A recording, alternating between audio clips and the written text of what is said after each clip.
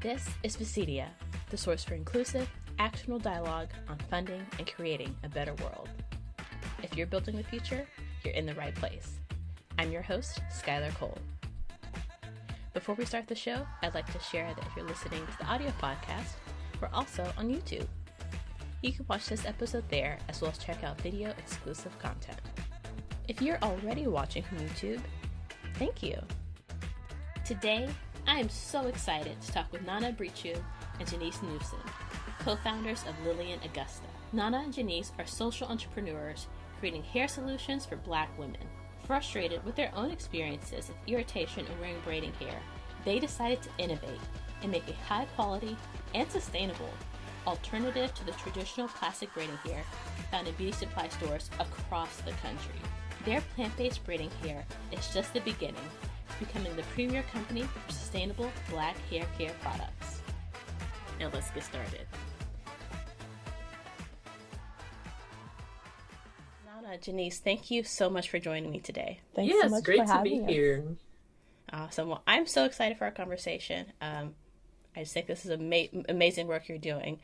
So to start, will you share your backgrounds and how you two met each other? So Jannice and I actually met while we were graduate students at the University of Michigan. Funny enough, we met in the state of Oregon for a sustainability conference of sorts. And I noticed she had a Michigan sticker and we thought, wow, we're both Black women at Michigan. We don't know each other. Let's hang out when we get back to Michigan. So we started doing that. And one evening we went out and Jannice recently had braids and was experiencing all sorts of discomfort, that itchy scalp, skin acne, and neck pain that we all know of. And she was complaining to me about it.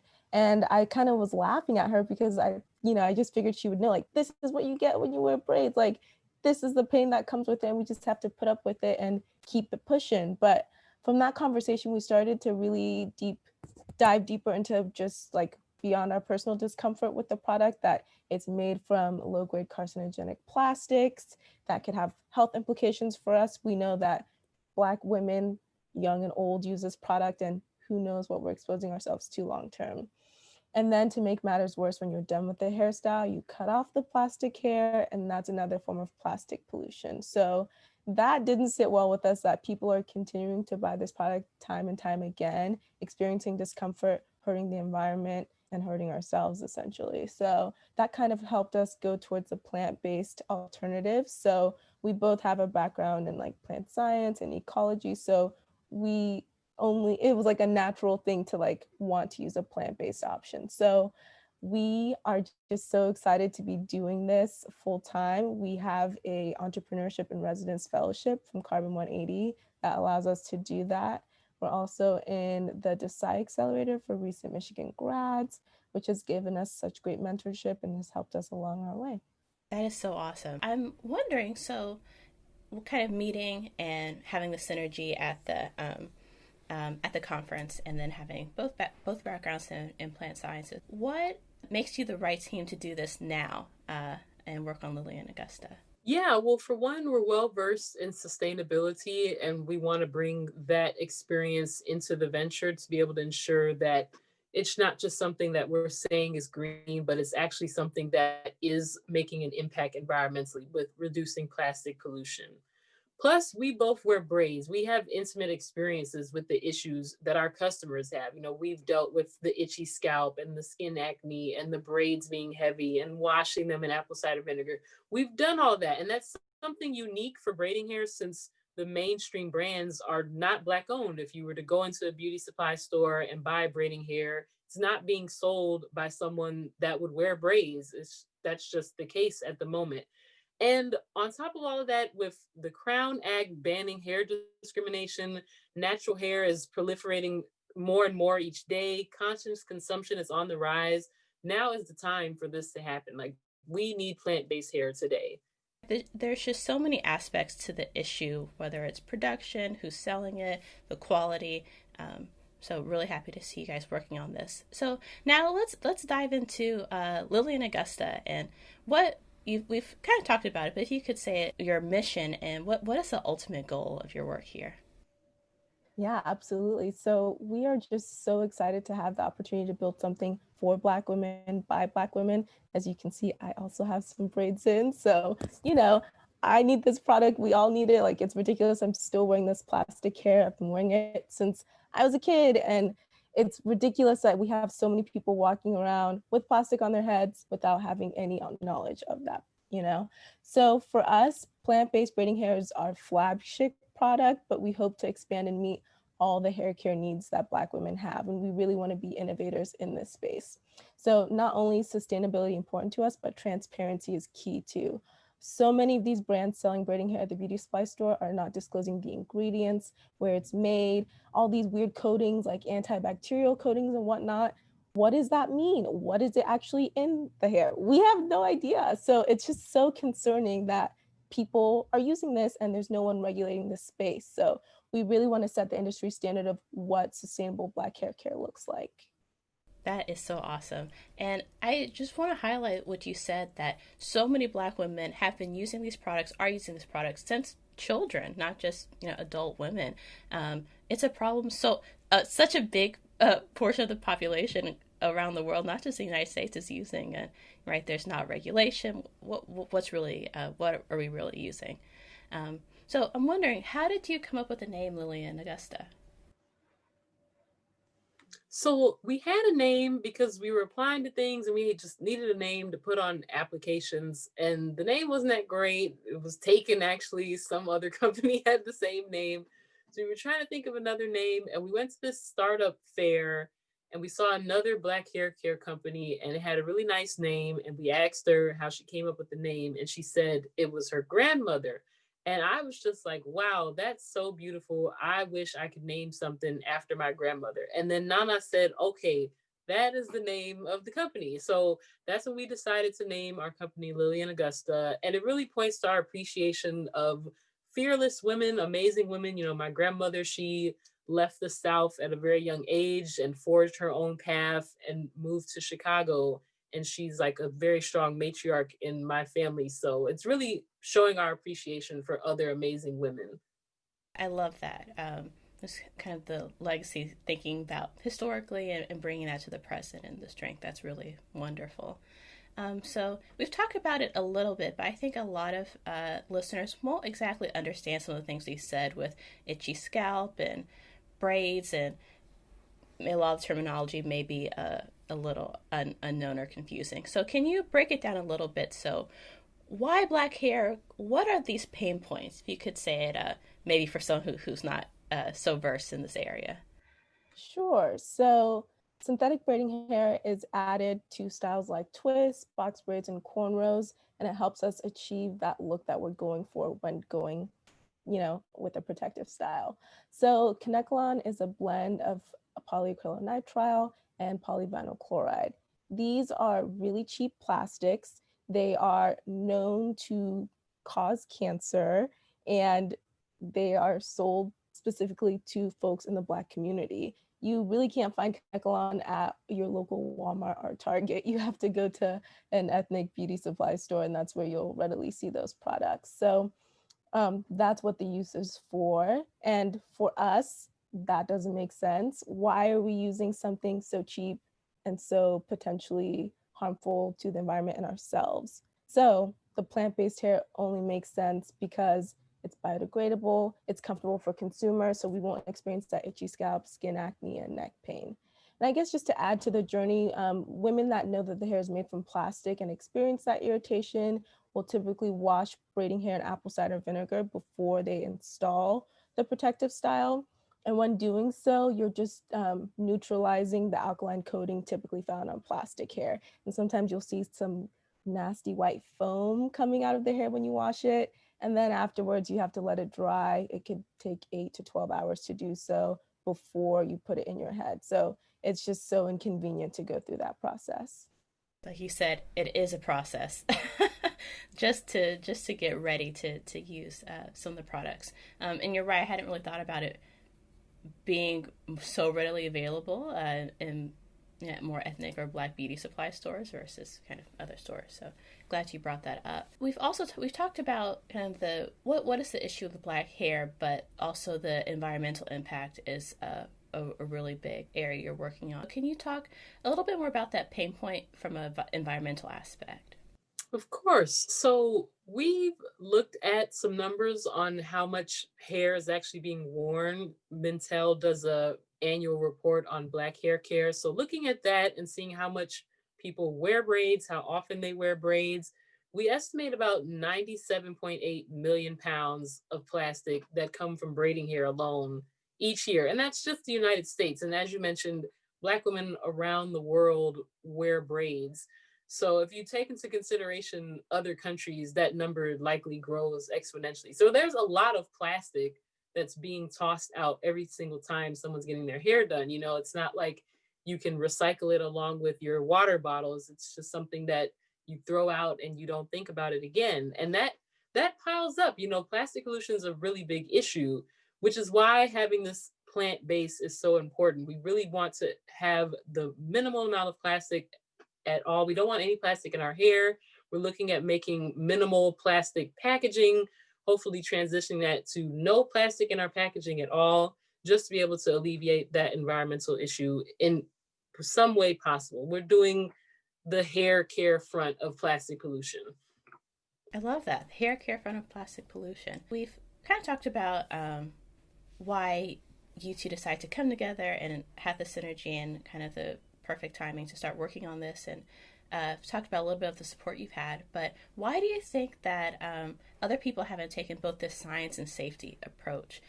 Like we said, this is a huge problem walking around every day, and we don't even really know the full impact of both the health and kind of the societal aspect of hair as well as the environmental. So why hasn't this been done? Exactly. So, when we walk into an ethnic beauty supply store, the stuff is low quality and it's cheap and you don't know what's really in it, but this is what's marketed towards us. This is what works and this is what's available. So it just feels like that's the only option. And the folks running this from manufacturing to distribution do not look like us, like Jannice said. So if people don't look like us and they don't understand our pain points, but they're selling something to us, of course they're not going to understand how they can make the product better and, change a whole industry in that respect. So we're just so fortunate to have this opportunity to do that. We've seen so much innovation when it comes to shampoos, creams, and conditioners for Black women. But when it comes to braiding hair and other extensions at large, that's not really taking place. So there's a huge gap in the market. And unfortunately, there aren't many people that understand this pain point from the management side of things. So for us, experiencing the pain, knowing how to solve it, it just makes sense that we go forth with this. That makes a whole lot of sense. So now I'd love to talk more about the product itself and kind of after you got this idea to do plant-based braiding hair, what were your first thoughts or steps to kind of make a product and where are you now? So neither of us have a business background. We are both natural scientists by training. So we've done a lot of work with plants, but then we had to figure out how do we turn this into a business. So at first we were just sitting in the library talking about what do we want to make the hair out of? That's pretty much how this started. And then we started applying to grants from our university. We got involved with the Entrepreneur Center in business school. And we ended up spending a lot of time there, almost going there every week to figure out what's next. How do you make a business plan? What should be in a business pitch? And we went from sitting in the library to now we've raised over $100,000 in grants. I'd love to kind of talk just a little bit more about that, if possible, kind of the process. Because I feel like it can be hard for some entrepreneurs at the start. So, like we have this idea, we have this vision, and then to start getting resources. So I'm wondering if kind of are those resources really just so readily available and you need to tap into those? Or kind of maybe if you could share a little advice to someone who has an idea just based off what you've experienced so far. Yeah, I would say it seems very daunting, but you just gotta go out there and find those opportunities. Look at local universities or other organizations that can help students. Even if you're not a student, there's so many ways you can join a group on Facebook or on LinkedIn for entrepreneurs and have others that are kind of on that same journey of figuring things out. But I would say the biggest thing is just going forth and doing it. Take one step and then the rest will kind of follow along. So if you want it, you gotta start somewhere. That makes a whole lot of sense. I'd love to talk more about the product itself and kind of after you got this idea to do plant-based braiding here, what were your first thoughts or steps to kind of make a product and where are you now? Yeah, so after we won our first grant, we were like, okay, we've got a little bit of money. Let's actually try and do this. So we decided to start with Phragmites as our plant, which is an invasive wetland plant in the Midwest and across the country, meaning that people are paying money to get rid of it. They're burning it, they're cutting it down.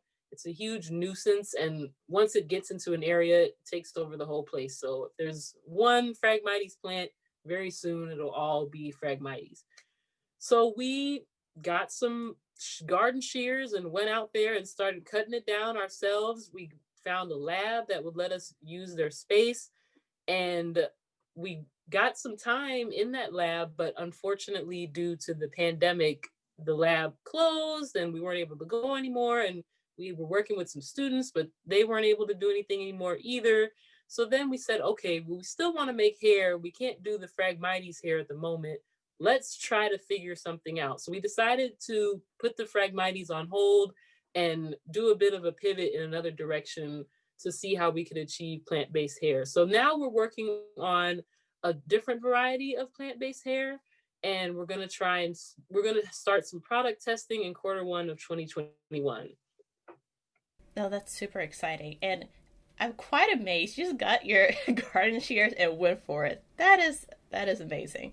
And finding resources. So even though you're pivoting and still moving forward with COVID, I do just want to ask about the Phragmites. How did you think to use those? Are you familiar with those before? Yeah, so Jannice actually did some work with Phragmites while she was in school. So she was saying like this is a great biomass source. There's millions of dollars spent on the removal of it and it's accessible. It's right in our backyard. It's all over Michigan. So it only made sense to start with that. And then obviously, as she explained, we broadened our plant portfolio. That's amazing. I was going to ask later kind of what the effect of COVID, but I'm wondering now, were there, in addition to having to make this pivot and look for different materials, has COVID affected how you operate or work together in other ways? Yeah, so initially we were doing hands-on work and working with people in person, and now that's turned to remote working and sending things in the mail and trying to convey what you're trying to achieve over the phone. So Right. it has slowed things down as opposed to actually going into the lab and speaking directly to someone. But we are determined, even if the mail has slowed down or people are closing their offices for a few weeks, we will call back, we will email them back because we're going to make this happen. Absolutely. Now you pivoting with the product. What do you see as your intended business model when you're ready? Yeah, of course. So we have a different model in place than what you typically see. So we plan on partnering with hairstylists that own their salons, since everyone trusts their hairstylist. She's your go-to gal, and we just want to build strong relationships with them and have them act as brand ambassadors. So we'll be having a B2B approach in that sense, and then from there we'll expand our direct-to-consumer offerings via an e-commerce platform. So we're just excited to get this in the hands of people. And I don't know, I just want to live in a world where little kids aren't walking around with plastic in their heads, because I was that kid and I didn't even know that was going on. And I really hope that like maybe in 10 or 15 years from now, we'll look back on this and think, this isn't good. Why were we doing this? And why was this happening to us? Yeah, no, absolutely. And on that point, I think you're right. Bringing the awareness and something you mentioned earlier as well, kind of thinking that this is the only option when it comes to hair, when it comes to, obtaining styles and obtaining styles that allow you to kind of present and feel a certain way when you are out and about and just, you don't have to be around anyone. You want to feel comfortable wherever you are. So it's just really realizing just how big of a problem, and not taking it as a status quo. So for people who are using the product and outside of the main user base. As far as the business model and talking with and having this B2B model, it just makes me think as well on YouTube and content creators, how many people there are. And I would love to see some numbers on just kind of Black content creators and hair in particular. It just seems like there's so many outlets to kind of have a professional person or someone with some expertise or some trust, like you said, talk about your product. I think the importance of the hairstylist can't be understated. Now I would love to talk about kind of how you two operate as a small team.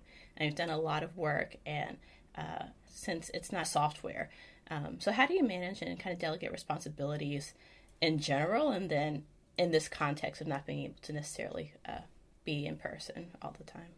Yeah, so in the beginning, it was kind of just whoever does it, and then we decided, okay, maybe we need to be a little bit more structured. One of us could work on one thing and another one could work on another. So we meet every week and we just delegate tasks, like, okay, Nana, you'll do this, I'll do that, and then we'll check in with each other throughout the week to make sure things are getting done. Also wondering, with kind of initially working with students, or like students currently at the university, I guess how did that work, or kind of what role did they play at that stage? Great. So we were graduate students at the University of Michigan, and we reached out to different professors to see if they had any sort of analogous system in place. So we were working with other graduate students to see if their protocol would lend itself to what we're doing with Phragmites. So it wasn't something where they were super involved. We only were able to send them a small sample, and then COVID hit. They weren't able to fully finish out those experiments. But it was great to see what their initial thoughts were and other ideas that they had for us. Yeah, that's what I find so fascinating about. I have some background in college in kind of chemistry, biochemistry, and that kind of thing. So just kind of finding parallels and systems that work, not necessarily in your actual space. I find it's just so fascinating. We've talked about some of the challenges you faced, and I'm wondering if there are any other types of challenges that we haven't really talked about that you'd be willing to share. So since we talked to a lot of people that don't wear braids, a challenge is explaining what the entire process is about. So people may not be familiar with braiding hair, but maybe they're familiar with extensions. So we could use that as an analogous product and say, okay, well, this is something similar. However, you would braid it and it would be incorporated with your real hair, and just really explaining what exactly goes on, because people aren't familiar with how much hair you would buy or where you would get it from or who's going to put it in your head. So that's a challenge that we continue to encounter, but I think each conversation we have, we get a little bit better with explaining it. And I think too that, while Black women are a huge consumer of extension hair, it's not necessarily like only Black women use extensions. All types of women, or at some point may be interested or use or hair extension. There are a lot of applications, whether it's hair loss. There's so many pain points associated with hair and adding additional hair. I think one thing, I'm not sure if we've mentioned this, but instead of synthetic hair, there's the option to use human hair, but that's expensive. And like you said, it with braids, it takes a lot of hair, and you want to get them redone, so that can definitely be out of the budgets of a lot of people. We've talked about a lot of challenges, but I think you've had so many successes, and would love to kind of hear about some of those. Sure. So we've been really fortunate to have folks at our university that really supported us along the way.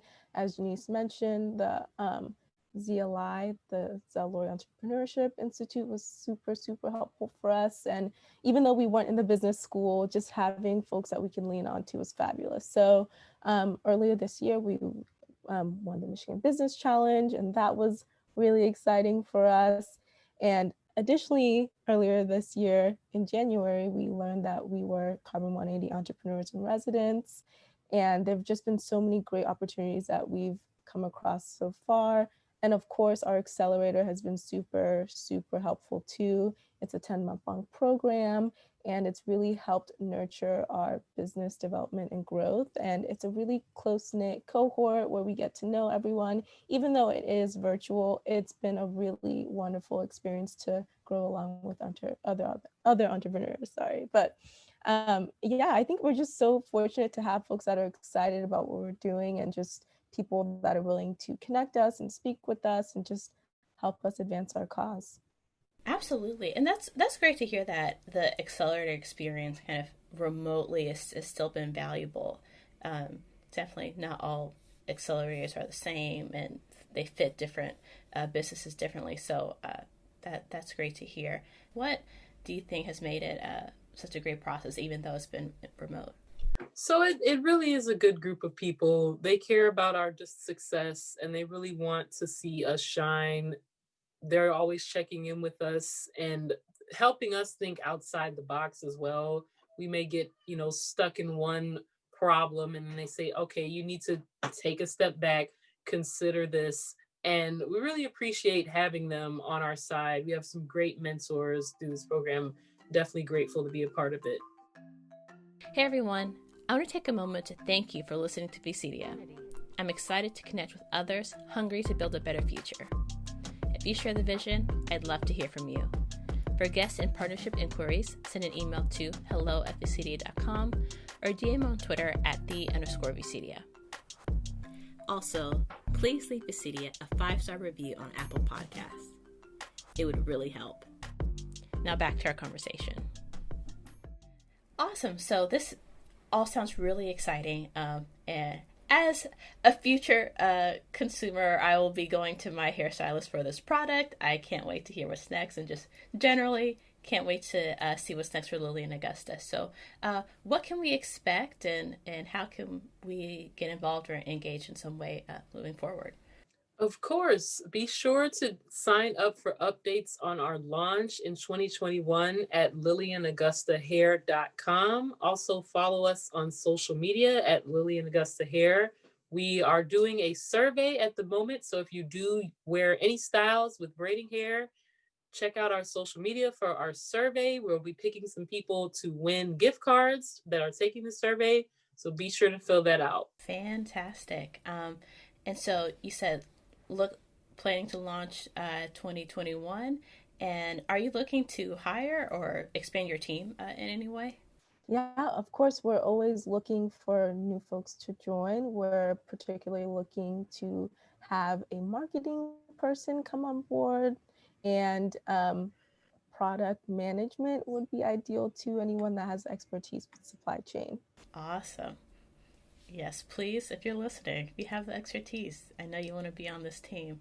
So, and I will link all your socials and website in the episode description so people can easily check you all out. So now we've come to the part of our episode, Geek Out, where guests get a few minutes just to talk about something that they nerd or geek out about that is separate from work. It could be something that you'd like to do if you had more time, or something that you do have time for and make time for that you love. So if you would, Nana, Jannice, geek out.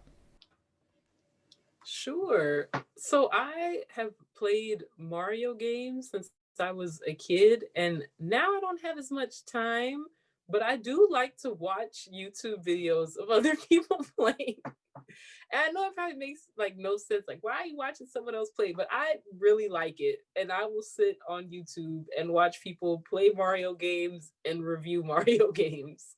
I am the same way. Honestly, if you look at my YouTube history, it's a lot of Let's Plays. It's a lot of video game reviews. I'm a huge, huge gamer, so I can completely relate. That's awesome. I'm super into painting my nails, so I'm always trying to find the greenest nail polish companies out there that actually have a product that is durable. Do you have any favorites? Any green nail polish favorites? Right now I'm really liking Olive and June. They have great customer service too. I'm a big fan. So yep, always trying the new nail polishes. If you have any recommendations, I would love to hear. I love having my nails done, but I don't have the patience to do it. So, but definitely have a lot of girlfriends who are actually can do their nails in. So definitely we'll pass that along and share that as well. Well, Nana, Jannice, thank you so much for joining me today. I'm so excited to be able to talk to you and look forward to more from Lillian Augusta. Thank you. Yeah, thanks for having us. Thank you for listening to this episode. You can subscribe on your podcast platform of choice and check us out on YouTube. If you're interested in being featured or know someone who should, send us an email at hello@VCedia.com. Also, connect with us on Twitter and Instagram at @the_VCedia for more from our guests, VCedia, and the future of inclusive investment and innovation ecosystems. You can also follow me on Twitter @SkylarCole. Until next time.